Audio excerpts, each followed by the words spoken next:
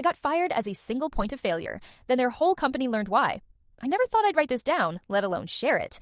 But the day they walked me out of the building with a cardboard box and a forced smile is burned into me in a way that won't fade, no matter how much time passes. It was a Tuesday, which somehow made it worse because Tuesdays are supposed to be boring and survivable, not the kind of day that detonates your entire sense of stability. I remember noticing stupid details, like how the lobby smelled faintly of burnt coffee and lemon cleaner, and how the security badge clipped to my blazer felt heavier than usual, as if it already knew it was about to stop working. My manager, Kyle, wouldn't look me in the eye as HR explained that my role was being reevaluated in light of strategic priorities, a phrase I'd heard used before, just never about me. I'd been at the company for 6 years, long enough to know that reevaluated really meant erased, and long enough to know exactly who had whispered what to whom to make this happen. As Monique from HR slid the termination paperwork across the table, her voice soft and apologetic in that practiced way, I felt oddly calm, like my body had decided panic would be a waste of energy. They thanked me for my contributions, offered me a severance packet, and reminded me not to access any systems after my exit, which almost made me laugh because they'd spent years ignoring my emails about access controls. When Kyle finally muttered, "This isn't personal," I nodded, even though we both knew it was a lie. As the security guard waited outside the room, pretending not to listen, I realized something unsettlingly clear. They thought they'd won. They thought I was replaceable, manageable, and done. Walking out past my coworkers, some staring at their screens a little too hard, others giving me tight, guilty smiles. I felt the first crack of something new forming under the shock. They had no idea what they'd just set in motion, and neither did I. Not fully. But as the elevator doors closed and my badge stopped working for the final time, one thought kept looping in my head, steady and sharp. This wasn't the end of my story. It was just the part where everyone else assumed it was. This happened a few years ago, and I still think about it whenever someone at a job says the word culture, like it's a benefit you can put on a spreadsheet. The place I worked was one of those mid-sized tech-adjacent companies that pretended it was still a scrappy startup, even though we had a CFO who spoke exclusively in runway and synergies, and a Slack channel dedicated to pictures of people's sourdough. I was in operations, which is corporate code for the person everyone pings when something breaks, then acts like it never broke because you fixed it. My job wasn't glamorous, but it was essential. Vendor contracts, internal tools, onboarding, compliance checklists, the kind of work that keeps a company from quietly catching fire. And for years, I was good at it in that specific way that makes you invisible. I didn't scream, I didn't take credit. I didn't drop dramatic emails with bolded bullet points. I just solved things before they became problems, which meant nobody noticed until the day they decided to reorganize and suddenly needed to justify why my salary existed. Kyle was newish, one of those "I'm here to shake things up" managers who come in with a LinkedIn smile and a hunger for quick wins.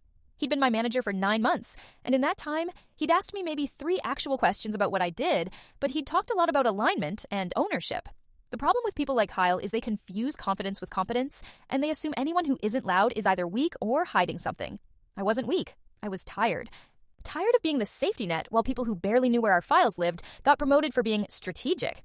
The first real sign came a month before I was fired, when he started copying me less on emails and looping in this guy named Trent, who was technically on finance but had the kind of personality that made him appear in meetings like an unskippable ad. Trent would ask basic questions with the confidence of a man ordering at a restaurant he'd never been to, and Kyle would nod like he was witnessing genius. Then the calendar invites shifted. Meetings I used to lead became optional for me, and suddenly my role was described as support instead of owner. I tried to address it the normal way. I asked for a one-on-one. Kyle smiled and said, "You're doing great," which is manager speak for, "I'm not going to put anything in writing." 2 weeks later, he asked me to document everything because we were scaling. I did it because that's what I always did, but I documented it the way you document a machine you built yourself. Accurately, yes, but with the assumption that the person reading it understands the basics, and that assumption was about to become very expensive for them. I never want to sound dramatic, but there's a specific kind of humiliation that comes from being asked to train your own replacement without anyone admitting that's what it is. Kyle framed it as succession planning, which I guess is a fancy way of saying, we're going to take what you know, give it to someone else, and then act confused when you're hurt. Trent started showing up to my Zoom calls with vendors, camera on, doing that eager nodding thing like he was absorbing wisdom through osmosis. He'd interrupt with questions that revealed he didn't understand the difference between a contract and an invoice, and Kyle would chuckle like it was charming. I'd correct him gently because I'm not cruel, and because honestly, I didn't fully believe they'd actually fire me. Not because I thought I was special, but because I knew how fragile the operation was. Our entire vendor system lived in a patchwork of shared drives, admin portals, and legacy permissions that had been set up by someone who left years ago, then temporarily maintained by me. There were processes that looked simple on paper, but were held together by tiny unspoken steps, like knowing which vendor rep responded fastest if you used the word urgent versus time-sensitive. or which internal director would ignore a compliance notice unless you forwarded it from a specific email alias. I was the person who knew those things, and more importantly, I was the person who could improvise when something went sideways. Trent wasn't learning that. He was learning the surface. Still, I played along because the alternative was making myself a target, and I could feel Kyle's patience for me thinning every time I pushed back. The breaking point, in hindsight, was the Friday alignment meeting where Kyle presented a slide deck about operational efficiency and used the phrase single point of failure while looking directly at me through the Zoom grid like I was a problem to be fixed. He talked about reducing risk, increasing resilience, creating redundancy. All words that sounded good, except his plan for redundancy was Trent, like swapping out a working circuit board for a decorative sticker. After the meeting, I got a Slack message from Trent that said, "Hey, can you send me admin access to the vendor portal so I can start owning this?" I stared at the message for a long time, not because I didn't want to help, but because I knew what admin access meant. It wasn't just a login. It was the ability to change payment settings, contract terms, and compliance documentation in ways that could get us audited if done wrong. I replied politely that I'd submit an access request through IT, like policy required. He responded with a thumbs up, and then 5 minutes later, Kyle messaged me, "Let's move fast here. He needs to be empowered." That's when it hit me. Kyle wasn't trying to learn how things worked. He was trying to remove me from the equation. And once I saw that clearly, the calm I'd felt in HR started to make more sense. I wasn't shocked because this came out of nowhere. I was shocked because I'd ignored the signs out of habit, out of loyalty, out of exhaustion. The next week, I found out exactly why they were in such a hurry to empower Trent, and it had nothing to do with redundancy and everything to do with someone else's mistake they needed me to absorb. The thing about corporate messes is they don't announce themselves with sirens. They show up as a quick question in your inbox at 4:47 p.m. on a Wednesday. Mine came from our controller, a woman named Diane who usually treated everyone like an inconvenience, but this time her email was weirdly polite. "Can you hop on a call? Vendor payments issue? Urgent." I joined, and it was Kyle, Diane, Trent, and someone from legal whose camera stayed off like they were ashamed to have a face. Diane started talking fast, words tripping over each other, and I caught enough to piece it together. A major vendor hadn't been paid for 2 months. The vendor had frozen service, and the service they froze happened to be the one that processed our employee reimbursements and some of our client-facing billing. People couldn't get reimbursed for travel, clients were seeing weird invoice delays, and now the vendor was threatening to report us as delinquent, which would flag us in procurement databases. Kyle did that calm leader voice and said, "We just need to understand what happened and how to fix it."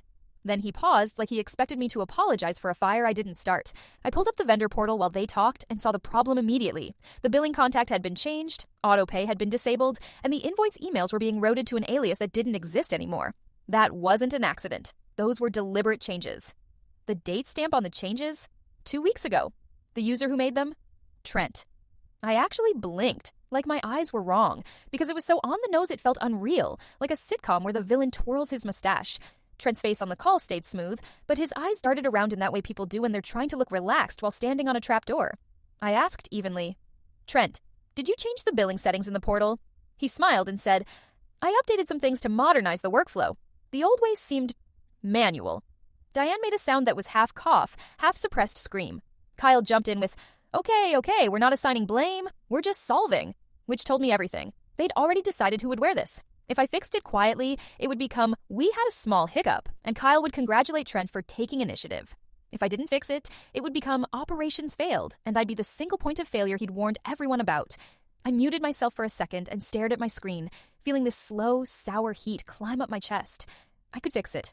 I knew exactly how, but I also knew that fixing it would teach them the exact wrong lesson, that they could keep treating me like a disposable tool, and I'd keep performing miracles to protect their reputations. When I unmuted, my voice came out steady, almost gentle. "I can restore service," I said, "but first I need to know, did it approve Trent's admin access? Because this is the kind of change that should have triggered a controls review." Silence. Kyle cleared his throat. "Let's not get stuck in process." And that's when I realized the empowerment wasn't about empowering Trent. It was about giving him enough rope to tangle the system, then using my cleanup as proof they didn't need me as an owner anymore, just as an emergency mop. I fixed the immediate issue that night because reimbursements were tied to employees who didn't deserve to suffer, but I also started doing something else, quietly, with a kind of focus I hadn't felt in years. I began keeping my own record of every access change, every override request, every time Kyle told me to move fast instead of follow policy. Not because I was plotting revenge like a cartoon villain, but because I finally understood the game they were playing, and I was done being the only one without a scorecard. By the time they officially fired me, the narrative was already written, and it painted me as rigid, protective, and not scaling with the organization, which are all fun ways of saying I wouldn't quietly take responsibility for other people's bad decisions. The final meeting was short, polite, and deeply dishonest. Kyle talked about shifting needs and thanked me again for my institutional knowledge, which felt like praising a house while setting it on fire. I didn't argue because arguing implies you believe there's still a conversation happening, and there wasn't. What they didn't know was that over the previous month, while they were busy reassigning my meetings and congratulating Trent for stepping up, I'd stopped doing one very specific thing. I hadn't broken anything. I hadn't deleted files or changed passwords or sabotaged systems like people assume you do when they want a revenge fantasy. I'd simply stopped compensating. For years, I'd quietly smoothed over mistakes before anyone noticed them, fixed broken workflows that weren't technically mine, reminded people about deadlines they ignored, and reconnected systems that drifted out of alignment. I was the human buffer between chaos and the illusion of competence. When I realized they were trying to push me out, I stopped being the buffer. I followed policy exactly. I documented issues and waited for approvals. I let tickets sit in queues. I stopped chasing people who didn't respond. I didn't escalate unless escalation was required. In other words, I did my job the way it was written instead of the way it actually needed to be done to keep the company running smoothly. And the cracks started to show almost immediately. Small things first. Reimbursements delayed by a day or two, vendors asking for clarifications that went unanswered, managers complaining that processes felt slower lately. Kyle blamed bureaucracy. Trent blamed legacy complexity. No one blamed me because they'd already decided I was the problem, which made it easier for them not to notice how much invisible labor had disappeared the moment I stopped giving it away for free. The day I was walked out, I handed over my laptop, my badge, and my dignity in a neat little package, then drove home feeling hollow and strangely light. I told myself I wouldn't check my work email again. I lasted 4 hours. When I finally looked, it was already starting. Slack messages forwarded to my personal email by coworkers who didn't know who else to ask. Hey, do you remember how Vendor X handles compliance updates? Quick question, do you know why the portal won't accept new payment methods? Sorry to bother you, but Kyle said you might know. I didn't respond. Not because I was being petty, but because I didn't work there anymore. Because answering would teach them that firing me hadn't actually cost them anything.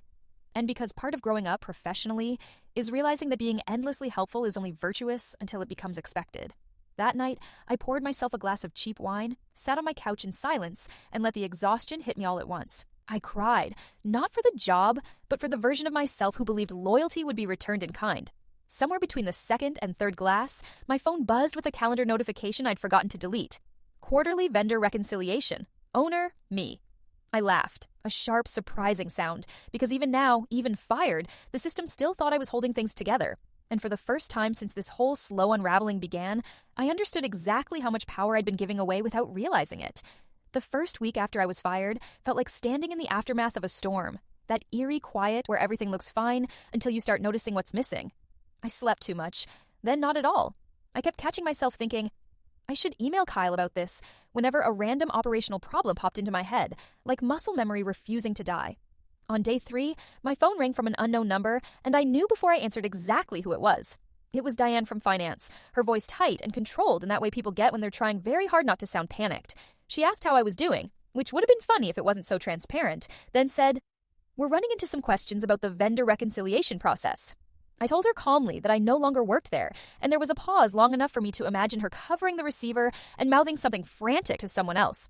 She finally asked if I'd be willing to consult briefly to help them get back on track. I almost said yes out of habit, out of that reflex to be useful. But something in me held firm. I told her I'd consider short-term consulting at a standard hourly rate and sent over a number that made her inhale sharply. She said she'd need approval and hung up quickly.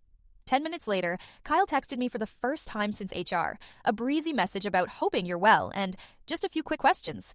I didn't respond. Instead, I opened my laptop and updated my resume for the first time in years, listing responsibilities I'd never been allowed to call responsibilities before. That same afternoon, a former coworker sent me screenshots from Slack. Trent was struggling. Processes were more complex than expected. Things were breaking in unexpected ways. Kyle was asking the team to be patient during the transition, which was rich, considering how impatient he'd been with me. By the end of the week, reimbursements were weeks behind, 2 vendors were threatening penalties, and legal had flagged a compliance lapse that I'd warned about 6 months earlier and been told was low priority. Watching it all unfold felt surreal, like seeing a house you used to live in start to sag because no one maintained the foundation. I didn't feel joy about it. I felt vindicated, yes, but mostly I felt tired. Tired in a deep way. Like my nervous system was finally realizing it could stand down after years on high alert. On Friday afternoon, Diane emailed again, this time CCing Kyle and legal, formally asking if I'd be open to a consulting agreement to support continuity. I read the email twice, noticing how carefully it avoided the word mistake. I drafted a response, deleted it, drafted another. When I finally sent it, it was short and polite and terrifyingly clear. I said I was available as an independent consultant. My rate was firm, my scope would be defined in writing, and I would not be responsible for errors made after my termination. An hour later, Kyle replied with a passive-aggressive note about budgets and teamwork, and legal replied with questions that told me they were already in trouble. I closed my laptop and went for a walk, something I hadn't done on a weekday afternoon in years. And as I felt the sun on my face, it hit me that this was the first time in a long time my life wasn't being dictated by people who didn't respect me. Whatever happened next, whether they paid me or didn't, whether they figured it out or didn't, I was no longer their safety net. And that, more than anything, felt like freedom.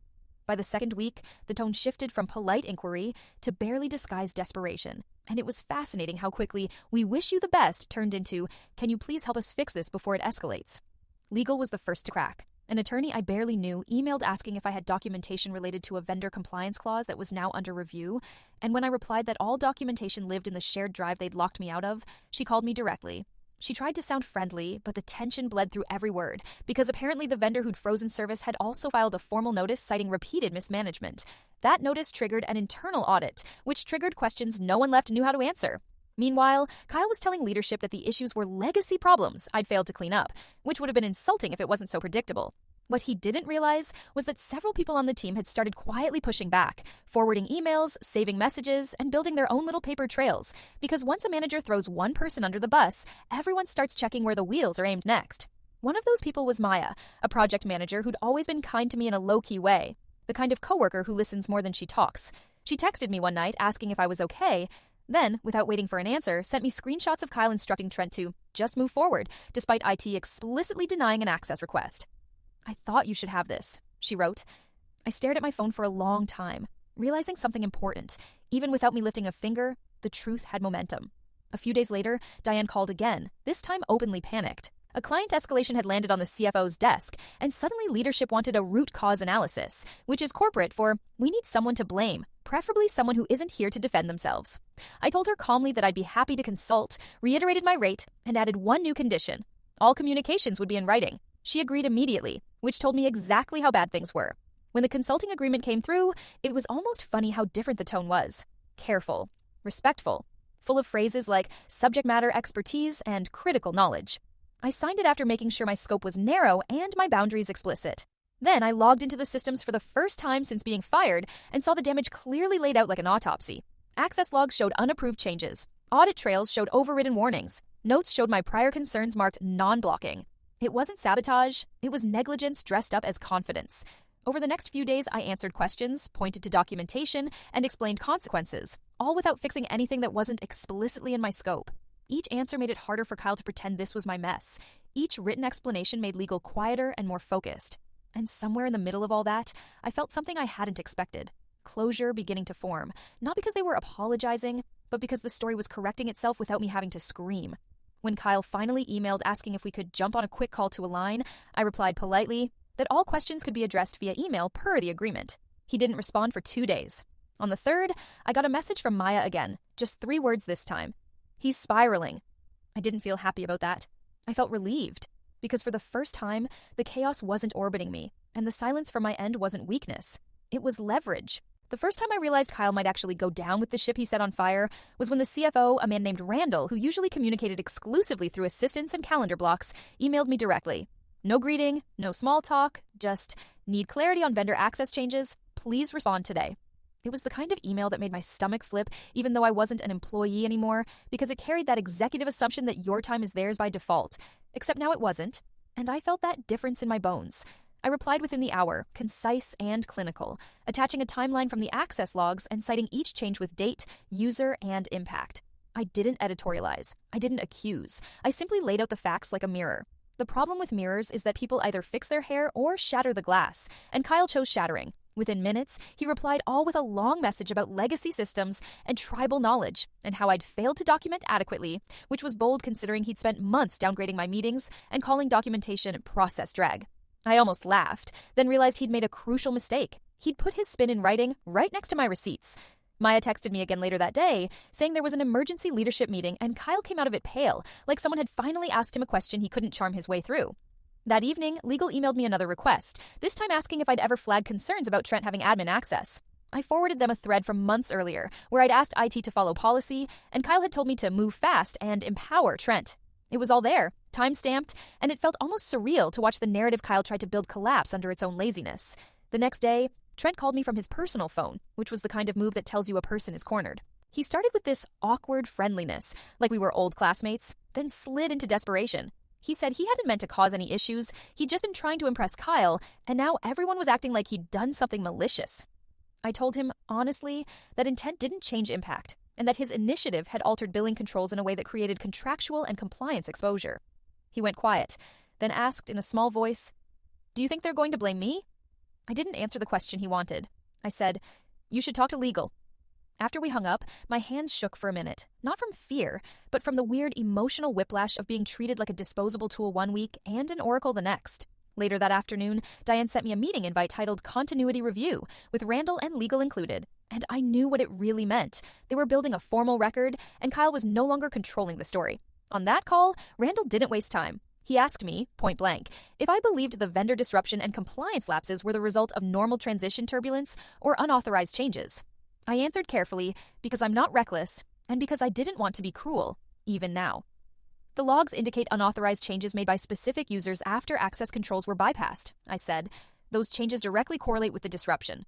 Randall asked who authorized the bypass. Silence on the line felt like a held breath. Then legal said softly, "We're investigating that." When the call ended, I stared at my reflection in my dark laptop screen and realized something that made my throat tighten. For the first time in my career, the truth wasn't just something I carried alone. It was something they were being forced to look at.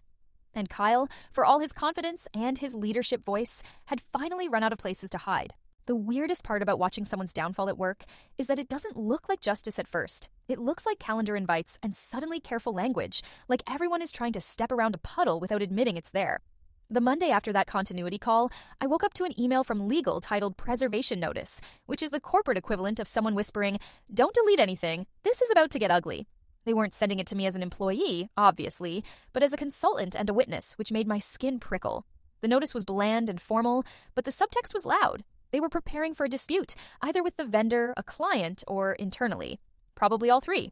A few hours later, Maya texted me again, and this time she didn't bother with small talk. "Kyle got put on leave," she wrote. I stared at the message, reread it, then sat back like my body needed to adjust to the idea that consequences were real. Leave, in corporate terms, is a polite cage. It's what happens when leadership wants you to stop touching things without announcing they think you've contaminated the room. I asked Maya if she was sure. She replied with a screenshot of a Slack announcement from HR. "Kyle will be out of office for the foreseeable future. Please direct all questions to interim manager, Diane W." Diane, the controller, the woman who once treated me like a nuisance and was now apparently being handed my old mess with both hands. That afternoon, Diane called me, and I could tell she'd been crying recently because her voice had that pinched steadiness people use when they are holding their emotions in their teeth. She didn't apologize, not directly, but she did say, "I didn't realize how much you were holding together," which was the closest thing to accountability I'd heard from anyone there in years. She asked me to extend my consulting scope for a short period so they could stabilize vendor relationships and close out the audit questions. I agreed, but only after increasing my rate and insisting on written approval for every request. Funny how quickly budgets become flexible when the alternative is public failure. Over the next few days, I worked like a surgeon, not a firefighter. I documented what had happened, what needed to happen next, and what would happen if they kept ignoring controls. I held calls with the vendor, who was understandably furious, and I apologized for the chaos without taking responsibility for it. I explained that unauthorized changes had been made, that corrective measures were underway, and that I'd be their point of contact for remediation.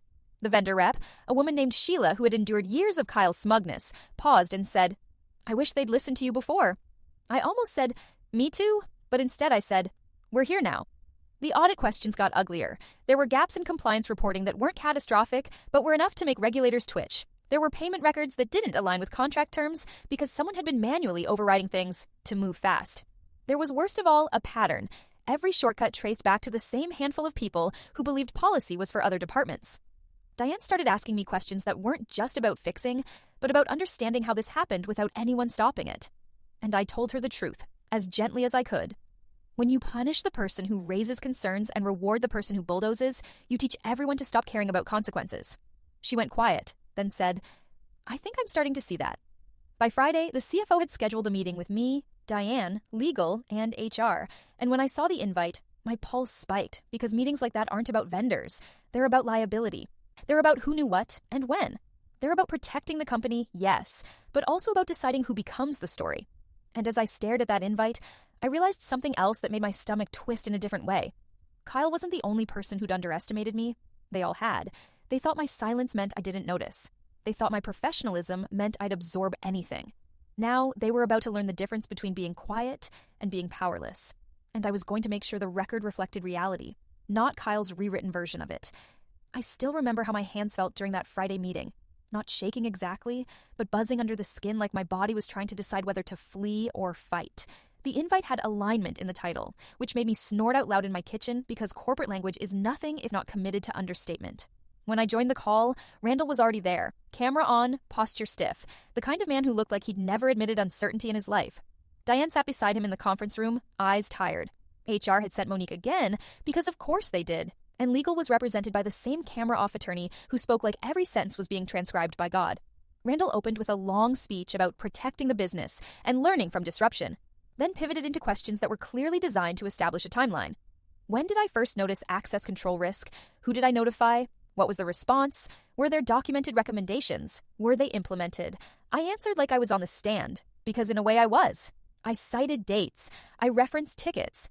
I forwarded the exact threads where I'd said, in plain language, that granting admin access without approvals could break billing controls and trigger audit exposure. Monique kept nodding sympathetically, like she hadn't been the one sliding termination paperwork across the table a week earlier. Then Randall asked the question that made the whole call go still. In your professional opinion, did Kyle's management decisions contribute materially to the vendor disruption? I took a breath and chose my words carefully, because I wasn't here to be petty, but I wasn't here to be vague either. Kyle repeatedly directed me to bypass established approval processes for access and vendor changes, I said. Those bypasses enabled unauthorized settings modifications that directly caused service disruption. That is documented. There was a long silence, and I could almost hear the legal rep typing. Randall's jaw tightened, and then he asked, "And Trent?" I said what was true, that Trent made the changes, that the system recorded them, that the changes aligned with the timeline of his empowerment. Diane's eyes flicked toward Randall like she was watching the moment he realized the cost of trusting the wrong people. The meeting ended with Randall saying they'd be reviewing leadership structure, which sounded ominous and bland at the same time. 10 minutes later, Maya texted me one sentence. Kyle just got locked out of everything. Another hour passed, then my phone rang. It was Kyle. I let it go to voicemail. He called again. I let it ring. The third time, I answered, and his voice sounded nothing like the confident manager who'd called me a single point of failure. He sounded thin, frantic, like a man trying to hold water in his hands. "Why are you doing this?" he demanded, like I'd stabbed him in the back instead of handing him his own paper trail. I kept my tone calm. "I'm not doing anything, Kyle. I'm answering questions." "You're making me look bad," he snapped. That's when something in me hardened into absolute clarity. "No," I said. "Your decisions are making you look bad. I'm just not covering for them anymore." He went quiet, and for a second I thought he might say something human, something like an apology. But instead he hissed, "You always had to be right." I almost laughed, because the irony was so thick it could have been a wall. "I didn't need to be right," I said. "I needed you to listen." He hung up on me. I stared at my phone afterward, heart pounding, and realized the story was reaching the part people love to watch from the outside, the moment the bully realizes the target kept receipts. But what I felt wasn't glee. It was a strange grief, because a part of me had once wanted Kyle to be better, to learn, to lead without stepping on people. Instead, he'd chosen shortcuts and ego, and now the bill was due.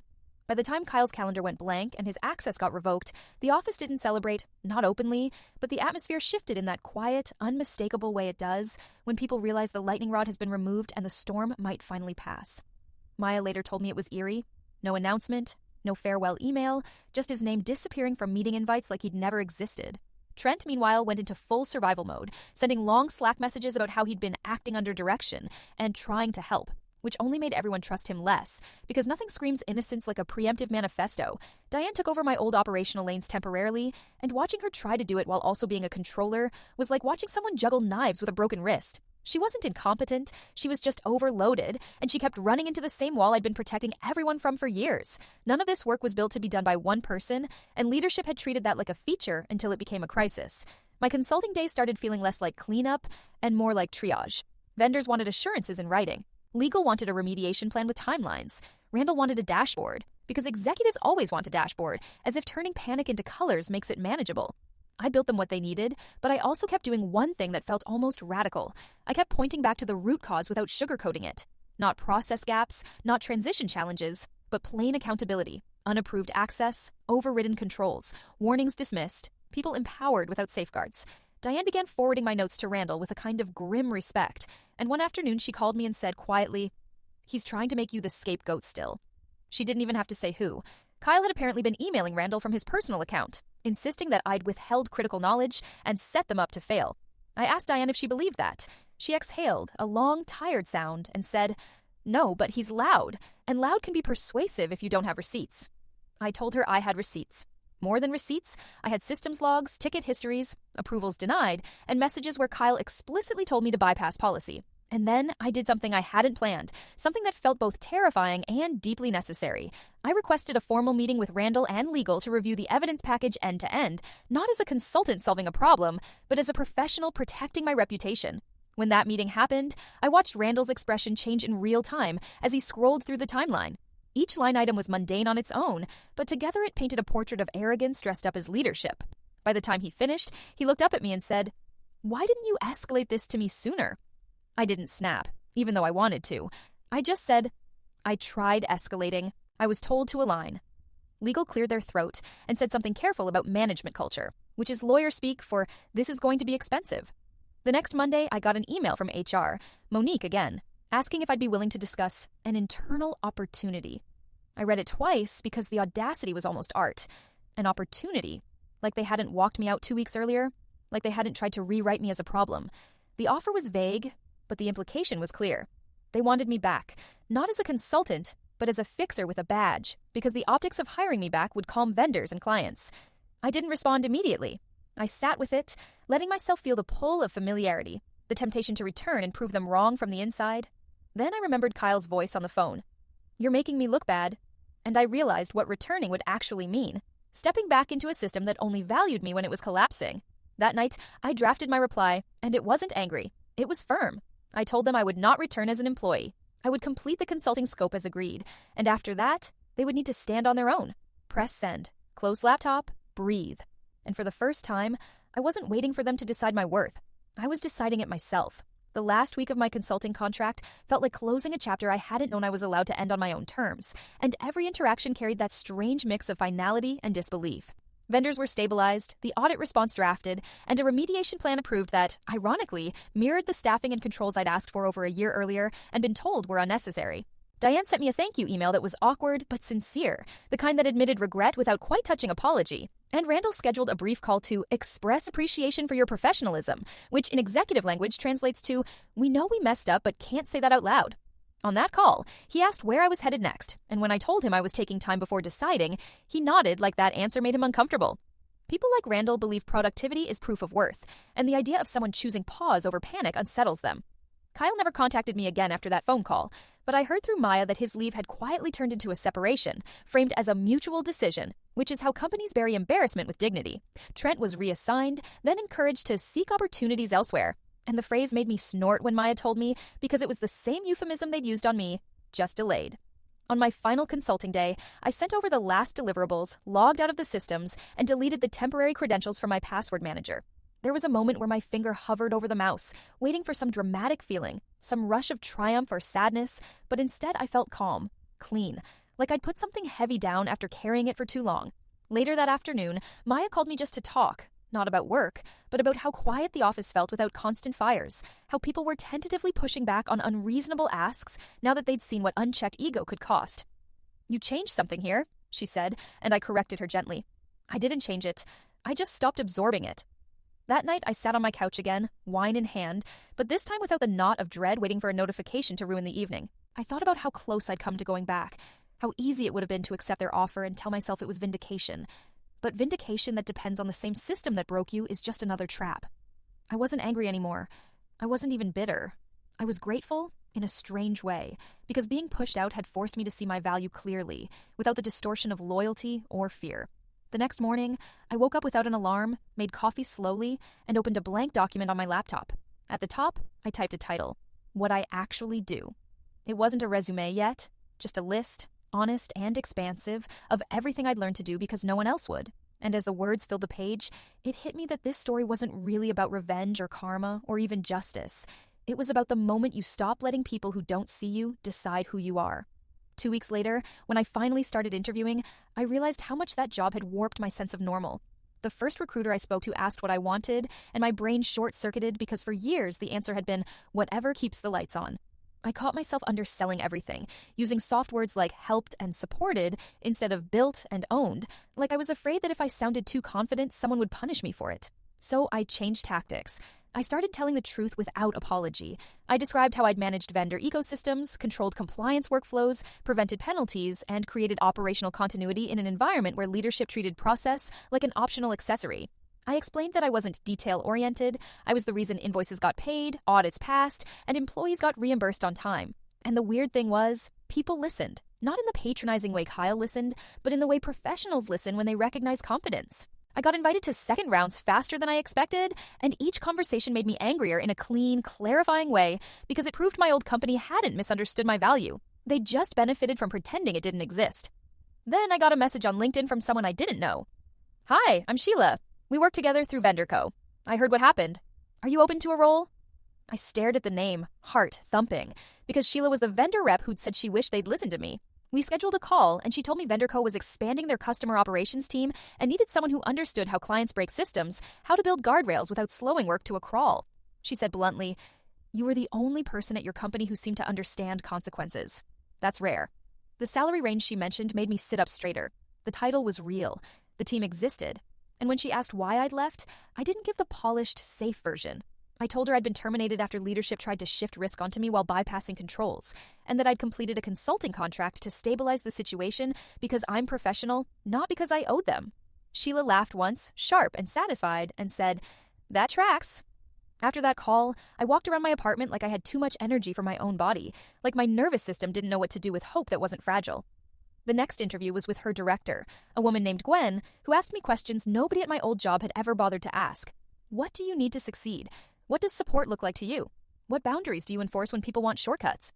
I answered honestly, and when I hung up, I realized my hands weren't shaking. I wasn't bracing for someone to undermine me. I wasn't trying to sound small. I was just me. That night, Maya texted me a screenshot of an internal announcement. Operations restructure complete. New controls implemented. Underneath it, someone had reacted with a little fire emoji, and I laughed out loud, because there's nothing funnier than a company discovering the value of process only after it nearly destroys them. Maya added one more message. They keep saying your name in meetings like you're a ghost. I stared at that, feeling something settle into place. Let them say my name. Let them remember. Because the only reason you haunt a place is because you mattered there. And the only reason it hurts is because you finally stopped letting them pretend you didn't. The offer from VendorCo came in on a Thursday morning, and I swear I reread the email like 10 times because my brain kept waiting for the catch, the but hidden in the fine print, the part where someone tries to slide in a lower title or will revisit compensation after a trial period. None of that was there. It was clean, senior role, real authority, a team, and a salary that felt like someone had finally done math on what my work actually prevented. I accepted before I could talk myself out of it, then sat at my kitchen table staring at my hands like they belonged to a different woman. When I gave my start date, Gwen replied with one sentence that nearly made me cry. "We'll make sure you have coverage." Coverage. Not be a rock star, not we're all doing more with less, not temporary stretch, just the assumption that no single person should be a brittle load-bearing beam. The day after I signed, Maya called me during her lunch break and whispered like she was sharing gossip from a funeral. "They're rewriting the org chart again," she said. "They created a whole new risk controls function. Guess who they modeled it after?" I could practically hear the bitterness in her laugh. I told her I was sorry she was still in it, and she surprised me by saying, "Don't be. Watching them scramble is weirdly healing." Then she added, softer, "Kyle's name is basically banned. HR won't even say it." I didn't feel triumph at that exactly. I felt like I'd watched someone push a boulder downhill and then act shocked when gravity did what gravity does.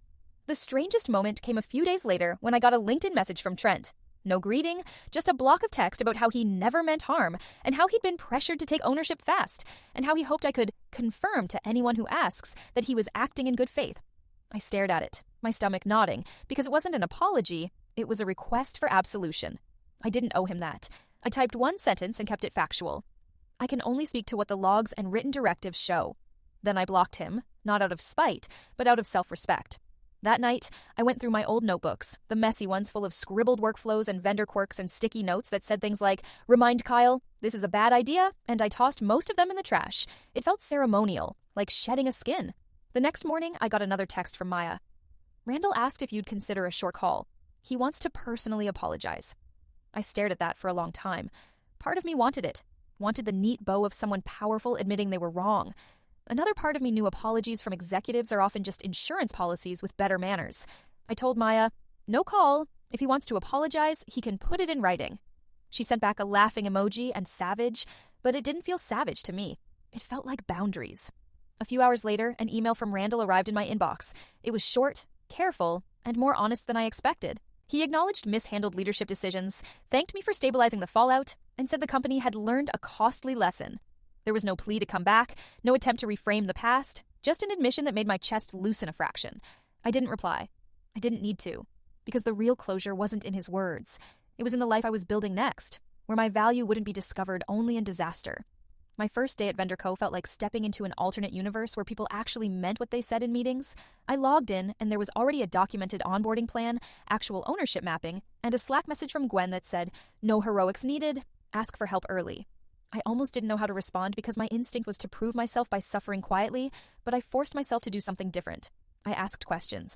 I asked where the pain points were, what had broken recently, what leadership kept pushing for that worried the team, and instead of getting brushed off, I got real answers. Within 2 weeks, I was running a risk review that didn't feel like a performance and setting up controls that didn't rely on one person's memory.